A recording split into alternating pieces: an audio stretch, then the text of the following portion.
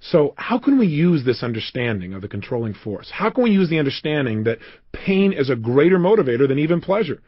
Well, the way to use it is to begin to understand that in any moment in time, our reality is based on whatever we focus on.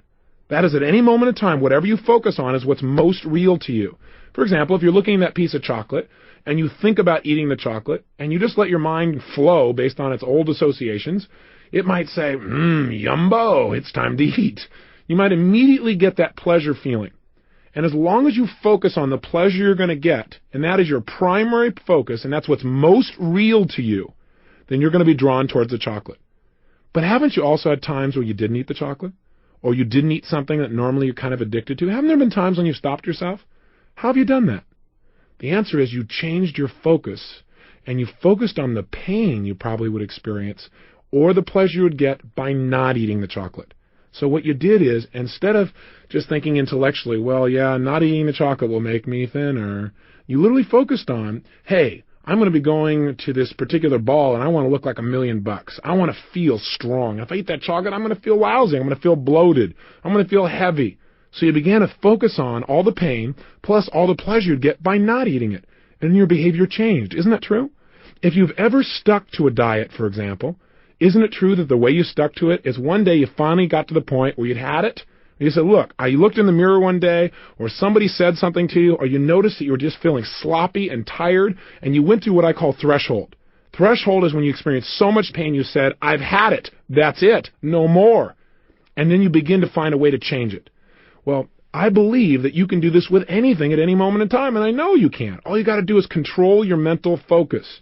So if you want to change your behavior, you must focus on how not doing something is going to be more painful than just going for it.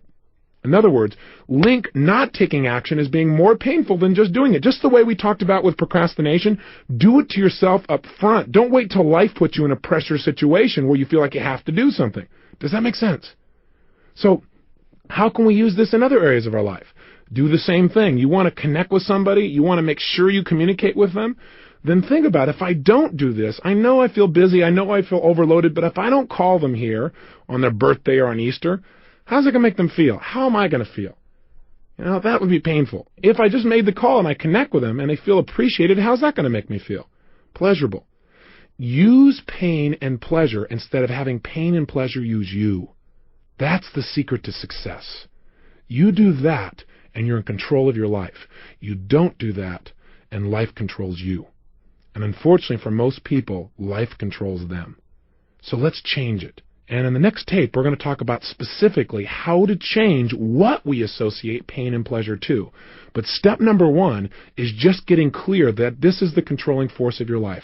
If there's anything you want to do and you can't figure out why you're not doing it, there's a simple answer. You link more pain to doing it than not doing it. Hey, if you don't have enough money, for example, I know that's an issue for a lot of people. It was for a good deal of my life. If you don't have money, there's only one reason. You link more pain to having more money than to not having it. Now you say, okay, Tony, you've been okay up until now. Now you've gone over threshold. I don't buy that theory. Hey, I wouldn't have bought it either, but it's true.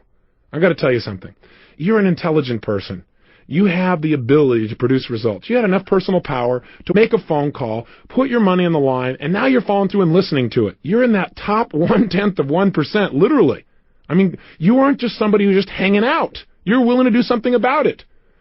Even with all of that, your ability to follow through, if you don't have the money that you want in your life, it's not because you're not smart enough. It's not because you don't have the ability. It's not because there isn't money available. There's plenty of money in the world. If you don't have any, that's because there's something inside of you that you link pain to having it. And the reason I say that is I don't care who it is that I've interviewed or modeled or done a personal consultation with. If they have got a lack of abundance financially, it's because of two things. Number one, they absolutely in their gut, somewhere in their subconscious mind, they think money is going to mean pain. That if I have money, then what's going to happen is to get it, oh gosh, I'm going to have to put out all this effort and that'll be so painful. After all, I'm kind of comfortable where I am. Yeah, I'd like more money, but, I'm kind of feeling pretty good here. And I'm feeling pretty pleasurable here, but God, having money would take some pain, so they don't follow through. Or, in order to have money, you've got to take advantage of other people. And that person has that belief. And you and I, we're not going to take advantage of people. In our gut, we wouldn't allow ourselves to do that. That would be ultimate pain for most of us.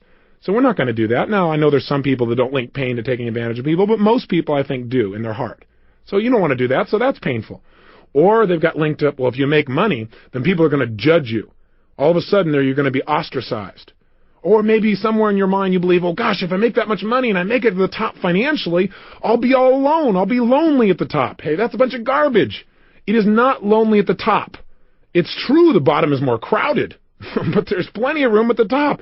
And if you do things in a way that supports the people around you, you can take your friends with you financially. The point is that if you don't have the money, it's because you link pain to it.